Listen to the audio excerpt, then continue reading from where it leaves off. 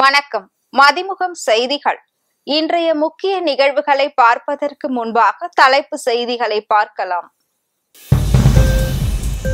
கள்ளக்குறிச்சி விஷச்சாராய விவகாரம், 7 போலீசார் காத்திருப்போர் பட்டியலுக்கு மாற்றம்.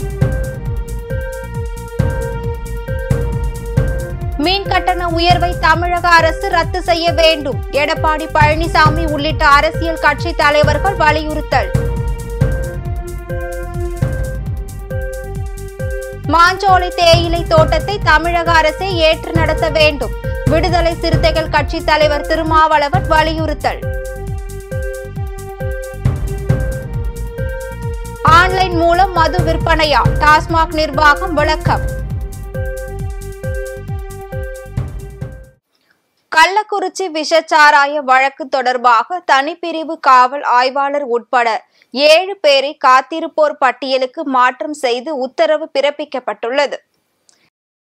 கள்ளக்குறிச்சி, கருணாபுரம், மாதவச்சேரி, சேஷசமுத்திரம் ஆகிய பகுதிகளில் கடந்த மாதம் 19ஆம் தேதி விஷச்சாராயம் குடித்து 229 பேர் பாதிக்கப்பட்டனர். இவர்கள் சிகிச்சைக்காக கள்ளக்குறிச்சி, சேலம், விழுப்புரம் அரசு மருத்துவக் கல்லூரி மருத்துவமனைக்கு, புதுச்சேரி ஜிப்மர் மருத்துவமனைக்கும் அனுப்பி வைக்கப்பட்டனர். இதில் சிகிச்சை பலனின்றி 6 பெண்கள் உட்பட 66 பேர் பரிதாபமாக உயிரிழந்தனர். 161 பேர் சிகிச்சை முடிந்து வீடு திரும்பியிருந்த நிலையில் 2 பேர் மட்டும் புதுச்சேரி ஜிப்மர் மருத்துவமனையில் உயிருக்கு ஆபத்தான நிலையில் சிகிச்சை பெற்று வந்தனர்.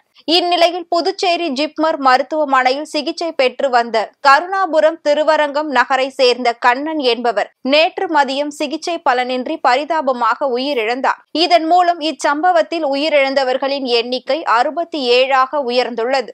இந்நிலையில் கள்ளக்குறிச்சி விஷச்சாராய விவகாரத்தில் தனிப்பிரிவு காவல் ஆய்வாளர் சண்முகம் உட்பட 7 பேரை காத்திருப்போர் பட்டியலுக்கு மாற்றம் செய்து உத்தரவு பிறப்பிக்கப்பட்டுள்ளது. விஷச்சாராயத்தை தடுக்க தவறியதற்காகவும் அலட்சியமாக செயல்பட்டதற்காகவும் இந்த நடவடிக்கை எடுக்கப்பட்டுள்ளதாக உத்தரவில் தெரிவிக்கப்பட்டுள்ளது.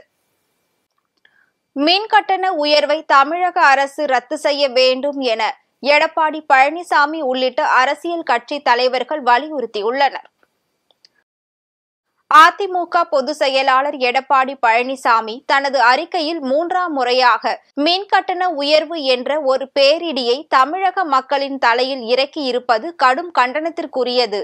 விசைத்தறி மற்றும் சிறு குறு தொழில் நிறுவனங்களின் வேண்டுகோள்களை ஏற்று மின் கட்டண உயர்வை உடனடியாக திரும்ப பெற வேண்டும் என குறிப்பிட்டுள்ளார். முன்னாள் முதலமைச்சர் ஓ பன்னீர்செல்வம் குறிப்பிடுகையில், மின் கட்டண உயர்வு அத்தியாவசிய பொருட்கள், கட்டுமான பொருட்கள் உள்ளிட்ட அனைத்து பொருட்களின் விலையும் மேலும் உயர வழிவகுக்கும். எனவே மின் கட்டண உயர்வை உடனடியாக ரத்து செய்ய வேண்டும் என கூறியுள்ளார். இந்திய கம்யூனிஸ்ட் மாநில செயலாளர் முத்தரசன் தனது அறிக்கையில், சமூக வளர்ச்சிக்கு மின்சார உற்பத்தியும் விநியோகமும் அரசின் கையில் இருப்பது அத்தியாவசியமாகும் என்பதை கருத்தில் கொண்டு மின்சார ஒழுங்குமுறை ஆணையம் அறிவித்துள்ள மின் கட்டண உயர்வை மறுபரிசீலனை செய்து நுகர்வோர் நலனை கருத்தில் கொண்டு மின் கட்டணத்தை வெகுவாக குறைக்க வேண்டும். மாதந்தோறும் மின் கட்டணத்தை வசூலிக்கும் முறையை கொண்டு வர வேண்டும் என குறிப்பிட்டுள்ளார். பாமக நிறுவனர் ராமதாஸ் தனது அறிக்கையில், பணவீக்கத்திற்கு இணையாக மின்சார கட்டணத்தை உயர்த்துவது மக்களை கடுமையாக பாதிக்கும். எனவே மின்சார கட்டண உயர்வை தமிழக அரசு உடனடியாக திரும்ப பெற வேண்டும்.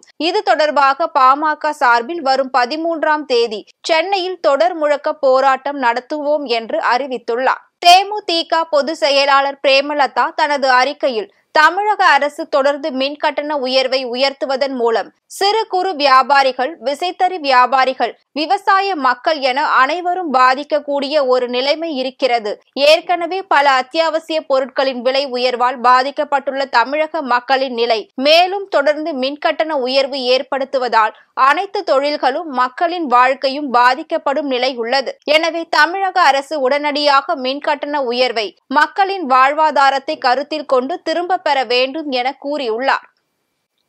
ஆன்லைன் மூலம் மதுபானம் விற்பனை செய்யும் திட்டம் இல்லை என்றும், இது போன்ற எந்த புது முயற்சியிலும் இறங்க திட்டம் இல்லை என்றும் டாஸ்மாக் நிர்வாகம் விளக்கம் அளித்துள்ளது.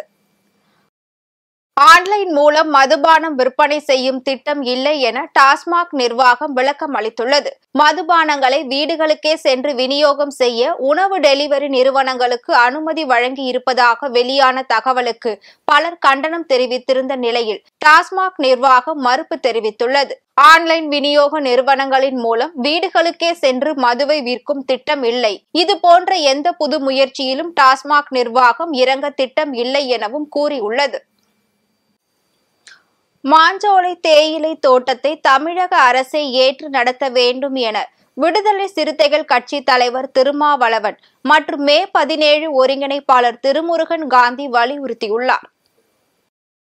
சென்னை சேப்பாக்கத்தில் உள்ள பத்திரிகையாளர் மன்றத்தில் மாஞ்சோலை தேயிலை தொழிலாளர்களின் கோரிக்கைகள், எதிர்கொள்ளும் சிக்கல்கள் குறித்து மாஞ்சோலையில் பணியாற்றும் தொழிலாளர்களுடன் விடுதலை சிறுத்தைகள் கட்சி தலைவர் திருமாவளவன், மே 17 இயக்க ஒருங்கிணைப்பாளர் திருமுருகன் காந்தி ஆகியோர் கலந்து கொண்டு பத்திரிகையாளர்களை சந்தித்து பேசினார். அப்போது பேசிய விசிக தலைவர் திருமாவளவன், பாதிக்கப்பட்ட மாஞ்சோலை தொழிலாளர்களுக்கு உரிய நீதி வழங்க வேண்டும், அவர்களுக்கு உரிய பாதுகாப்பை உறுதிப்படுத்த வேண்டும். தமிழ்நாடு அரசை அனைவரும் சேர்ந்து வலியுறுத்துகிறோம். ஒப்பந்த காலம் நிறைவடைந்த நிலையில் இந்த நிறுவனம் ஒப்பந்தத்தை முடித்துக் கொண்டு வெளியேறுவதில் ஆட்சேபனை இல்லை. 4 தலைமுறைகளாக அந்த மக்கள் சிந்திய ரத்தத்தை வீணடிக்காமல் அந்த மக்களுக்கு தலா அரை ஏக்கர் நிலம் மற்றும் உரிய இழப்பீடு பெற்றுத்தர வேண்டும். மாஞ்சோலை தொழிலாளர்களுக்கு 2019ஆம் ஆண்டு வீட்டுமனை பட்டா வழங்கியது தற்போது வரை அவர்களுக்கு கிடைக்கப்பெறவில்லை என்று கேள்விப்பட்டோம். அதனை உரிய அதிகாரிகளிடம் தேவைப்பட்டால் முதலமைச்சரிடம் கவனத்திற்கு கொண்டு செல்லப்படும் என்றார். மே 17 இயக்க ஒருங்கிணைப்பாளர் திருமுருகன் காந்தி பேசுகையில், மாஞ்சோலை தேயிலை தோட்ட தொழிலாளர்கள் வாழ்வதற்கு உறுதி செய்ய வேண்டும். தமிழ்நாடு அரசு அழுத்தம் கொடுக்க வேண்டும். இந்த மக்கள் 4 தலைமுறைகளாக அங்கு பணியாற்றி வருகிறார்கள். வெள்ளையர் காலத்தில் அடிமை என்ற நிலையில்தான் இருந்தது. 2028ஆம் ஆண்டுதான் ஒப்பந்தம் முடிவடைகிறது. 4 ஆண்டுகள் இருக்கும் போது அந்த நிறுவனம் அங்கு உள்ள மக்களை வெளியேற்றி வருகிறார்கள். தானே பணி ஓய்வு பெறுகிறோம் என்ற வகையில் அவர்களிடம் கடிதம் பெறப்பட்டது. ஜூலை 21ஆம் தேதி மாஞ்சோலை மக்களுக்காக அனைத்து கட்சிகளின் பொறுப்பாளர்கள் கலந்து கொள்ளும் வாழ்வுரிமை மாநாடு நடைபெற உள்ளது என்றார். டெல்லியில் பிரதமர் மோடியை நேற்று தமிழக ஆளுநர் RN ரவி சந்தித்து பேசினார். தமிழக ஆளுநர் RN ரவி 5 நாள் பயணமாக டெல்லி சென்றுள்ளார். நேற்று முன்தினம் சென்னையில் இருந்து விமானத்தில் அவர் டெல்லி புறப்பட்டு சென்றார். டெல்லியில் பிரதமர் மோடியை நேற்று ஆளுநர் RN ரவி சந்தித்து பேசினார். தமிழக அரசியல் சூழல் குறித்து பிரதமர் மோடியுடன் ஆளுநர் RN ரவி ஆலோசித்ததாக கூறப்பட்டது. இந்நிலையில் மத்திய கல்வி அமைச்சர் தர்மேந்திர பிரதானை ஆளுநர் RN ரவி இன்று சந்தித்துள்ளார். நீட் தேர்வு எதிர்ப்பு குறித்து இருவரும் விவாதித்ததாக தகவல் வெளியாகியுள்ளது. ஏற்கனவே தமிழக அரசின் நீட் விலக்கு மசோதா குடியரசுத் தலைவர் ஒப்புதலுக்காக அனுப்பப்பட்டு நிலுவையில் உள்ளது குறிப்பிடத்தக்கது.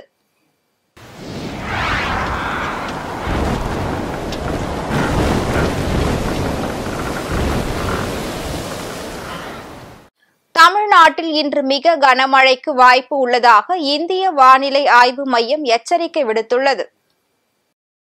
இன்று மிக கனமழைக்கு வாய்ப்பு உள்ளதாக இந்திய வானிலை ஆய்வு மையம் எச்சரிக்கை விடுத்துள்ளது. 12 முதல் 20 சென்டிமீட்டர் மழைக்கு வாய்ப்பு என்பதால் இன்று ஆரஞ்சு எச்சரிக்கை கொடுக்கப்பட்டுள்ளது. தமிழ்நாட்டில் நாளை ஓரிரு இடங்களில் கனமழைக்கு வாய்ப்பு உள்ளது. 7 முதல் 11 சென்டிமீட்டர் மழைக்கு வாய்ப்பு என்பதால் நாளை மஞ்சள் எச்சரிக்கை கொடுக்கப்பட்டுள்ளது. தமிழ்நாடு, புதுச்சேரி மற்றும் காரைக்கால் பகுதிகளில் இன்று முதல் 7 நாட்கள் மிதமான மழைக்கு வாய்ப்பு உள்ளது. கர்நாடகாவில் இன்று அதி கனமழைக்கு வாய்ப்பு என்பதால் சிவப்பு எச்சரிக்கை கொடுக்கப்பட்டுள்ளது. கேரளாவில் இன்று மிக கனமழைக்கு வாய்ப்பு என்பதால் ஆரஞ்சு எச்சரிக்கை கொடுக்கப்பட்டுள்ளது. மேற்கு தொடர்ச்சி மலையில் பெய்து வரும் கனமழை காரணமாக 3வது நாளாக குற்றால அருவிகளில் குளிப்பதற்கு தடை விதிக்கப்பட்டுள்ளதால் சுற்றுலா பயணிகள் ஏமாற்றம் அடைந்துள்ளனர். தென்காசி மாவட்டத்தின் பல்வேறு பகுதிகளிலும் மேற்கு தொடர்ச்சி மலைப்பகுதிகளிலும் தொடர்ந்து கனமழை பெய்து வருகிறது. இதனால் பழைய குற்றாலம், மெயின் அருவி, ஐந்தருவி உள்ளிட்டவற்றில் நீர்வரத்து அதிகம் ஏற்பட்டு வெள்ளப்பெருக்கு காணப்படுகிறது. அதன் காரணமாக சுற்றுலா பயணிகளின் பாதுகாப்பை கருத்தில் கொண்டு நேற்று முன்தினம் மாலை முதல் குளிப்பதற்கு மாவட்ட நிர்வாகம் தடை விதித்தது. இன்று நீர்வரத்து தொடர்ந்து அதிகரித்து காணப்படுவதால் குற்றாலம், பேரருவி, ஐந்தருவி, பழைய குற்றால அருவி உள்ளிட்ட அனைத்து அருவிகளிலும் சுற்றுலா பயணிகள் குளிப்பதற்கு இன்றுடன் 3வது நாளாக தடை விதிக்கப்பட்டுள்ளது. இதனால் குற்றாலத்தில் குளித்து மகிழ வருகை தந்த சுற்றுலா பயணிகள் அருவியை மட்டும் பார்த்துவிட்டு ஏமாற்றத்துடன் திரும்பி சென்றனர். தர்மபுரி அருகே விபத்தில் காயமடைந்த 22 நபர்களுக்கு முதலமைச்சரின் பொது நிவாரண நிதியில் இருந்து 22 லட்சம் மாவட்ட ஆட்சியர் கி. சாந்தி வழங்கினார். தர்மபுரி மாவட்டம் பாரதியார் நகர் அருகில் ஜூலை 15 அன்று மாலை எதிர்பாராத விதமாக 2 தனியார் பேருந்துகள் நேருக்கு நேர் மோதிக்கொண்ட விபத்தில் பலர் காயமடைந்தனர். இந்த விபத்தில் காயமடைந்தவர்கள் தர்மபுரி அரசு மருத்துவக் கல்லூரி மருத்துவமனையில் சிகிச்சை பெற்று வரும் நிலையில் முதலமைச்சரின் பொது நிவாரண நிதியில் இருந்து தலா ரூபாய் 1 லட்சம் வீதம் 22 நபர்களுக்கு 22 லட்சத்திற்கான காசோலையினை மாவட்ட ஆட்சியர் கி. சாந்தி இன்று வழங்கினார்.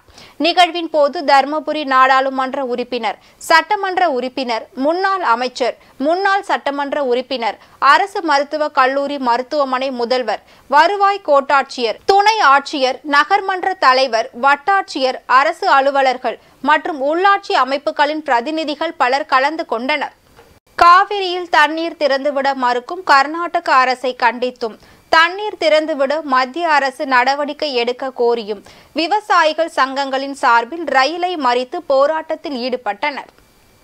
மயிலாடுதுறையில் விவசாய சங்கங்கள் சார்பாக காவிரி டெல்டா பாசனம் மற்றும் குடிநீருக்கும் காவிரியில் தண்ணீர் திறந்துவிட மறுக்கும் கர்நாடக அரசை கண்டித்து மத்திய அரசு தண்ணீர் திறந்துவிட நடவடிக்கை எடுக்க வலியுறுத்தியும் பல்வேறு விவசாய சங்கங்கள் சார்பாக 100க்கும் மேற்பட்டோர் ரயில் மறியல் போராட்டத்தில் ஈடுபட்டுள்ளனர். கர்நாடக அணைகளில் 250 டிஎம்சி தண்ணீர் நிரம்பி இருந்தும் தமிழகத்திற்கு 1 டிஎம்சி தண்ணீர் கூட திறக்க மறுப்பதும் இதற்கு ஆதரவாக அனைத்து கட்சிகள் கூட்டத்தை கூட்டும் கர்நாடக அரசை கண்டித்தும் கர்நாடக அரசு தமிழகத்திற்கு தண்ணீர் திறந்துவிட மத்திய அரசு நடவடிக்கை எடுக்க கோரியும் தமிழக அரசு அனைத்து கட்சிகள் மற்றும் விவசாய சங்கங்களை கூட்டி உரிய நடவடிக்கை எடுத்திட வலியுறுத்தி போராட்டத்தில் ஈடுபட்டனர். தண்டவாளத்தில் அமர்ந்து கர்நாடக அரசுக்கு எதிராக முழக்கமிட்டு தமிழகத்திற்கு காவிரியில் தண்ணீர் திறந்துவிட வலியுறுத்தினர்.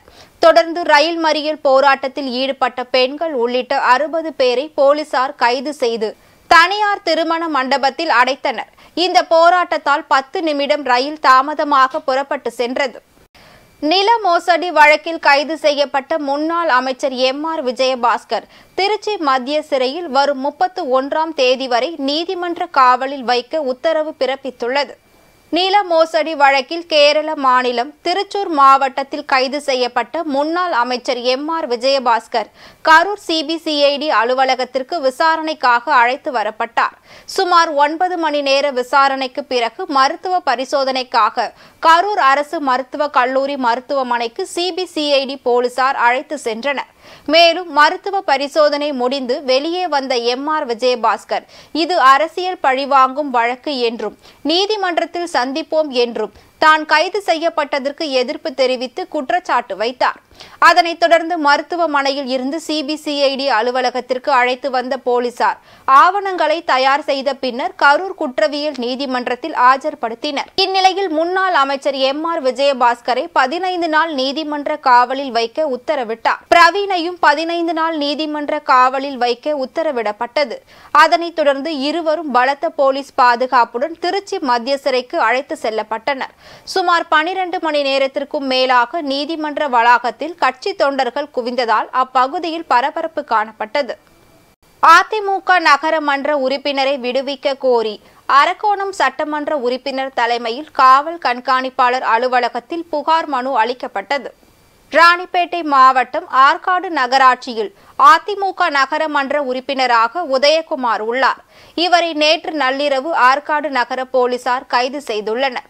இதனை அடுத்து அரக்கோணம் சட்டமன்ற உறுப்பினர் ரவி தலைமையில் ஒருங்கிணைந்த மாவட்டத்தின் சார்பாக ஏராளமான அதிமுகவினர் ஒன்று திரண்டு மாவட்ட காவல் கண்காணிப்பாளர் அலுவலகத்தில் மாவட்ட கண்காணிப்பாளரை சந்தித்து நகர்மன்ற உறுப்பினர் மீது போடப்பட்ட பொய் வழக்கை ரத்து செய்ய வேண்டும் என தெரிவித்து புகார் மனு அளிக்கப்பட்டது. மேலும் இதுகுறித்து அரக்கோணம் சட்டமன்ற உறுப்பினர் சு. ரவி தெரிவிக்கையில், ஆற்காடு நகரமன்ற உறுப்பினராக இருக்கும் உதயகுமார் என்பவரை அரசியல் பழிவாங்கும் உணர்வோடு கைது செய்துள்ளனர் என்றும் அவரை உடனடியாக வழக்கில் இருந்து விடுவிக்க வேண்டும் என்றும் தெரிவித்தார். 1.5 வருடத்திற்கு முன்பு உதயகுமார் அவர்கள் நகரமன்றத்திலே மக்களுக்காக கோரிக்கை வைத்தபோது அவரை 1.5 வருடத்திற்கு முன்பு அவர் அந்த நகராட்சியில் நடைபெறுகின்ற முறைகேடுகள், அந்த நகராட்சியிலே நடைபெறுகின்ற தரமற்ற பணிகளை அவர் நகரமன்றத்திலே சுட்டிக்காட்டியதால் அவரை 1.5 வருடத்திற்கு முன்பு அவரை இடைநீக்கம், நீ நகரமன்றத்திற்கு வரக்கூடாது என்று இடைநீக்கம் செய்கிறார்கள். 3 கூட்டத்திற்கு வரக்கூடாது என்று முதலிலே இடைநீக்கம் செய்து தொடர்ந்து அவரை எந்த கூட்டத்திற்கும் அழைக்காமல், தொடர்ந்து இடைநீக்கம், அவரை நகரமன்றத்திலே பேசுவதற்கு வாய்ப்பு கொடுக்காமல் தொடர்ந்து 1.5 வருடமாக இன்றைக்கு இந்த ஆற்காடு நகராட்சி இன்றைக்கு அலைக்கழித்துக் கொண்டிருக்கிறது. அதற்கு காரணமாக இருக்கக்கூடியவர் அந்த நகரமன்றத்தினுடைய தலைவராக இருக்கக்கூடிய பென்ஸ் பாண்டியன். ஆகவே இன்றைக்கு அந்த உதயகுமாரை எப்படியாவது அவரை கைது செய்து சிறையிலே தள்ள வேண்டும் என்று இந்த நோக்கத்தோடு இன்றைக்கு நடந்து முடிந்த நாடாளுமன்ற தேர்தலிலே நடந்த ஒரு சிறு தகராறு, அந்த தகராறிலே 2 தரப்பினர் வழக்கு கொடுத்திருக்கிறார்கள். ஆனால் ஒரு தரப்பினர் மட்டும் அனைத்து இந்திய அண்ணா திராவிட முன்னேற்றத்தை சேர்ந்த நம்முடைய உதயகுமார் மீது, அவர் மீது வழக்கு பதிவு செய்து கிட்டத்தட்ட 2 மாதம் ஆகிறது. இதற்கு பிறகு இன்றைக்கு நள்ளிரவிலே அவரை காவல்துறை கைது செய்திருக்கிறது. அது குறித்து இன்றைக்கு நாங்கள் மாவட்ட காவல்துறை அதிகாரியிடத்திலே வந்து முறையிட்டோம். என்ற உதயகுமார் என்பது ரவுடியா, அவர் மீது ஏதாவது ப்ரீவியஸ் வழக்கு ஏதாவது இருக்கிறதா நீங்கள் பாருங்கள். ஆற்காடு நகர காவல்துறை ஆய்வாளர் சசிகுமாரா இல்லை பென்ஸ் பாண்டியனா என்ற கேள்வி நான் கேட்கின்றேன். காவல்துறை நடுநிலையோடு இருக்க வேண்டும். வாணியம்பாடி அருகே நீர்வரத்து கால்வாயில் மர்ம நபர்கள் ரசாயன கழிவுகள் கொட்டி சென்றதால் பொதுமக்கள் அச்சம் அடைந்ததால் மாசு கட்டுப்பாட்டு வாரிய அதிகாரிகள் ஆய்வு செய்து மாதிரிகளை சேகரித்து சென்றுள்ளனர். திருப்பத்தூர் மாவட்டம் வாணியம்பாடி கோவிந்தாபுரம் ஏரிக்கு தண்ணீர் செல்லும் நீர்வரத்து கால்வாயில் மர்ம நபர்கள் யாரோ அமிலத்தன்மை கலந்த ரசாயன கழிவுகளை லாரியில் கொண்டு வந்து ஊற்றி சென்றுள்ளனர். இந்த கால்வாயில் தண்ணீர் தரம் மாறி பயங்கர நெடியுடன் துர்நாற்றம் வீசியுள்ளது. இது குறித்து தகவல் அறிந்து வந்த ஊழியர்கள் ரசாயனம் கலந்த நீரை மாதிரிக்கு எடுத்து சென்றுள்ளனர். மேலும் துர்நாற்றம் வீசாமல் இருக்க ரசாயனம் கலந்த நீரில் சுண்ணாம்பு பவுடரை கலந்து சென்றுள்ளனர். இதனால் நிலத்தடி நீர் பாதிக்கப்படுவதுடன் ஏரி மற்றும் பாலாற்றில் நேரடியாக கலந்துவிட்டால் நீரின் தன்மை முற்றிலும் மாறிவிடும் சூழல் எழுந்துள்ளது. இது குறித்து மாசு கட்டுப்பாட்டு வாரிய அதிகாரிகள் நடவடிக்கை எடுக்க வேண்டும் எனவும், மேலும் வெளி மாவட்டத்தில் இருந்து லாரிகள் மூலம் கொண்டு வந்து இது போன்ற கழிவுகளை கொட்டி செல்பவர்களை கண்டறிந்து காவல்துறையினர் ரோந்து பணியில் ஈடுபட்டு அவர்கள் மீது நடவடிக்கை எடுக்க வேண்டும் எனவும் கோரிக்கை விடுக்கின்றனர். இது குறித்து மாசு கட்டுப்பாட்டு வாரிய பொறியாளர் கூறியதாவது, இந்த நீர்வரத்து கால்வாயில் கலக்கப்பட்ட ரசாயனம் அமிலத்தன்மை கொண்ட ரசாயன கழிவு. இதை வெளி மாவட்டத்தில் இருந்து யாரோ லாரி மூலமாக கொண்டு வந்து கொட்டி சென்று இருக்கலாம். இந்த அமிலத்தன்மை கொண்ட ரசாயனம் தமது மாவட்டத்தில் கிடையாது. மாதிரிகளை சேகரித்து ஆய்வகத்திற்கு அனுப்பி உள்ளோம் என்று கூறினார். தாராபுரத்தில் 462 பயனாளிகளுக்கு கலைஞரின் கனவு இல்ல திட்ட வீடுகள், ஊரக வீடுகள் பழுது பார்த்தல் திட்ட பணிகளுக்கான ஆணைகளை அமைச்சர் கயல்விழி வழங்கினார். திருப்பூர் மாவட்டம் தாராபுரத்தில் அரிமா அரங்கத்தில் ஊரக வளர்ச்சி மற்றும் ஊராட்சி துறையின் சார்பில் 462 பயனாளிகளுக்கு சுமார் 9.79 கோடி மதிப்பீட்டில் கலைஞரின் கனவு இல்ல திட்ட வீடுகள், ஊரக வீடுகள் பழுது பார்த்தல் திட்ட பணிகளுக்கான ஆணைகளை ஆதி திராவிடர் நலத்துறை அமைச்சர் என் கயல்விழி செல்வராஜ் வழங்கினார். மேலும் அவர் கூறியதாவது, முன்னாள் முதலமைச்சர் கலைஞர் கொண்டு வந்த கான்கிரீட் வீடுகள் கட்டித்தரும் முன்னோடி திட்டத்தை விரிவுபடுத்தி தமிழ்நாடு முதலமைச்சர் மு.க. ஸ்டாலின் 2030ஆம் வருடத்திற்குள் குடிசைகள் இல்லாத மாநிலமாக தமிழ்நாடு உருவாக வேண்டும் என்ற அடிப்படையில் கலைஞரின் கனவு இல்லம் திட்டத்தினை உருவாக்கி இந்த நிதியாண்டில் 1 லட்சம் வீடுகள் கட்டி தரப்பட உள்ளது. முதலமைச்சர் பொறுப்பேற்றுக் கொண்டவுடன் கல்விக்காகவும் மருத்துவத்திற்காகவும் எண்ணற்ற திட்டங்களை செயல்படுத்தி வருகிறார்கள். அதன் தொடர்ச்சியாக 1462 பயனாளிகளுக்கு 9.79 கோடி மதிப்பீட்டில் கலைஞர் கனவு இல்ல திட்ட வீடுகள், ஊரக வீடுகள் பழுது பார்த்தல் திட்ட பணிகளுக்கான ஆணைகளையும் ஆதி திராவிடர் நலத்துறை அமைச்சரால் வழங்கப்பட்டுள்ளது. இந்நிகழ்ச்சியில் உள்ளாட்சி அமைப்புகளின் பிரதிநிதிகள் மற்றும் துறை சார்ந்த அரசு அலுவலர்கள் கலந்து கொண்டனர். அமெரிக்க துணை அதிபர் தேர்தலில் போட்டியிடும் குடியரசுக் கட்சி வேட்பாளராக இந்திய வம்சாவழி பெண் ஜேம்ஸ் டேவிட் வான்ஸ் பெயரை ட்ரம்ப் அதிகாரப்பூர்வமாக அறிவித்தார். அமெரிக்க துணை அதிபர் தேர்தலில் போட்டியிடும் குடியரசுக் கட்சி வேட்பாளர் ஜேடி வான்ஸின் மனைவி இந்திய வம்சாவழி பெண் என்பது அனைவரின் கவனத்தையும் ஈர்த்துள்ளது. அமெரிக்க அதிபர் தேர்தல் நவம்பர் 5ஆம் தேதி நடைபெற உள்ளது. இதில் ஜனநாயக கட்சி வேட்பாளராக தற்போதைய அதிபர் பைடனும், குடியரசுக் கட்சி வேட்பாளராக முன்னாள் அதிபர் டிரம்பும் போட்டியிடுவது உறுதியாகியுள்ளது. கடந்த 15ஆம் தேதி தேர்தல் பிரச்சாரத்தில் ஈடுபட்டிருந்த டிரம்ப் மீது துப்பாக்கிச் சூடு நடத்தப்பட்ட சம்பவம் அமெரிக்க அதிபர் தேர்தல் களத்தை பரபரப்பாக்கியுள்ளது. குடியரசுக் கட்சியின் தேசிய மாநாடு விஸ்கான்சின் மாகாணம் மில்வாகி நகரில் நடைபெற்றது. இதில் ஜேம்ஸ் டேவிட் வான்ஸ் பெயரை அமெரிக்க அதிபர் தேர்தலில் போட்டியிடும் துணை அதிபர் வேட்பாளராக ட்ரம்ப் அதிகாரப்பூர்வமாக அறிவித்தார். கடந்த 2022இல் அமெரிக்க செனட்டுக்கு தேர்வு செய்யப்பட்ட ஜேடி வான்ஸ் ஆரம்பத்தில் டிரம்பின் பல்வேறு சட்டங்களை எதிர்ப்பவராக இருந்த நிலையில் பின்னர் டிரம்பின் தீவிர ஆதரவாளராக மாறியது குறிப்பிடத்தக்கது. இந்நிலையில் ஜேடி வான்ஸ் துணை அதிபர் வேட்பாளராக தேர்ந்தெடுக்கப்பட்டால் இந்தியா அமெரிக்கா உறவு வலுப்பெறும் என கூறப்படுகிறது. அதற்கு முக்கிய காரணம் குடியரசுக் கட்சியின் துணை அதிபர் வேட்பாளராக அறிவிக்கப்பட்டுள்ள ஜேடி வான்ஸின் மனைவி உஷா சிலுகுரி வான்ஸ் இந்திய வம்சாவழி பெண் என்பதே தெரிவித்தார். ஆந்திராவில் பிறந்து அமெரிக்காவிற்கு புலம்பெயர்ந்த தம்பதியின் மகளான உஷா சிலுகுரி கலிபோர்னியா மாகாணம் சாண்டியா கோவிலில் வளர்ந்து வந்தார். ஏஸ் சட்டப்பள்ளியில் சட்ட படிப்பில் இளநிலை பட்டமும், கேம்பிரிட்ஜ் பல்கலைக்கழகத்தில் தத்துவவியல் துறையில் முதுகலை பட்டமும் பயின்ற உஷா சிலுகுரி அமெரிக்க உச்ச நீதிமன்ற வழக்கறிஞராகவும் பணியாற்றியுள்ளார். எதிர்காலத்தில் நிலவை ஆய்வு செய்ய விண்வெளி வீரர்கள் சென்றால் அங்கு தங்குவதற்கான பிரம்மாண்டமான குகை இருப்பதாக விஞ்ஞானிகள் தெரிவித்துள்ளனர். சுமார் 55 ஆண்டுகளுக்கு முன்பு இருவெளி நாட்டினர் நிலவில் தரையிறங்கிய இடத்தில் இருந்து சற்று தொலைவில் பிரம்மாண்டமான குகை இருப்பதை விஞ்ஞானிகள் உறுதி செய்துள்ளனர்.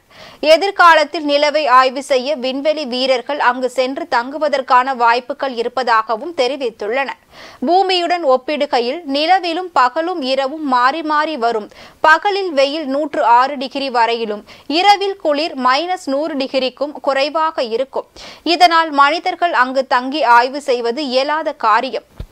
மேலும் நாசாவின் அப்பல்லோ விண்கலத்தில் சென்ற வீரர்கள் அதிகபட்சமாக 75 நிமிடங்கள் நிலவில் தங்கியிருந்தனர் என்பது குறிப்பிடத்தக்கது. இந்நிலையில் நிலவில் தற்போது பெரிய அளவிலான குகை இருப்பது உறுதி செய்யப்பட்டிருக்கிறது. அதனை இத்தாலி தலைமையிலான குழு தெரிவித்துள்ளது. இந்த குகை அப்பல்லோ 11 தரையிறங்கிய இடத்தில் இருந்து வெறும் 250 மைல்கள் தொலைவில் அமைந்துள்ளது. இந்த குகை மிக ஆழமானது. ரேடார் தரவுகள் குகையின் ஆரம்ப பகுதியை மட்டுமே உறுதிப்படுத்தியுள்ளது. இது குறைந்தபட்சம் அகலமும் பல்லாயிரக்கணக்கான மீட்டர் நீளமும் கொண்டதாக மதிப்பிடப்பட்டுள்ளது. இந்த பெரிய குழியில் ஆய்வாளர்களுக்கான நிரந்தர ஆய்விடம் அமைக்க முடியும். மேலும் நிலத்தை தாங்க முடியாத வெப்பநிலையில் இருந்து கதிர்வீச்சில் இருந்தும் ஆய்வாளர்களை பாதுகாக்க முடியும் என விஞ்ஞானிகள் தெரிவித்துள்ளனர். மேலும் இது போன்ற 200க்கும் மேற்பட்ட குகைகள் நிலவில் இருப்பதற்கான வாய்ப்புகள் உள்ளதாகவும் தெரிவிக்கப்பட்டுள்ளது. நிலவில் குகை இருப்பது தொடர்பான ஆய்வுகள் கடந்த 50 ஆண்டாக மர்மமாக இருந்து வந்த நிலையில் இந்த தகவல் முக்கியமானதாக பார்க்கப்படுகிறது. மீண்டும் தலைப்புச் செய்திகள். கள்ளக்குறிச்சி விஷச்சாராய விவகாரம், 7 போலீசார் காத்திருப்போர் பட்டியலுக்கு மாற்றம். மீன் கட்டண உயர்வை தமிழக அரசு ரத்து செய்ய வேண்டும், எடப்பாடி பழனிசாமி உள்ளிட்ட அரசியல் கட்சி தலைவர்கள் வலியுறுத்தல். மாஞ்சோலை தேயிலை தோட்டத்தை தமிழக அரசே ஏற்று நடத்த வேண்டும், விடுதலை சிறுத்தைகள் கட்சி தலைவர் திருமாவளவன் வலியுறுத்தல். ஆன்லைன் மூலம் மது விற்பனையா, டாஸ்மாக் நிர்வாகம் விளக்கம். இத்துடன் செய்திகள் நிறைவடைந்தன. மீண்டும் செய்திகள் இரவு 8 மணிக்கு. மேலும் செய்திகளை தெரிந்து கொள்ள மதிமுகம் பிரைம் யூடியூப் தளத்தில் இணைந்திருங்கள்.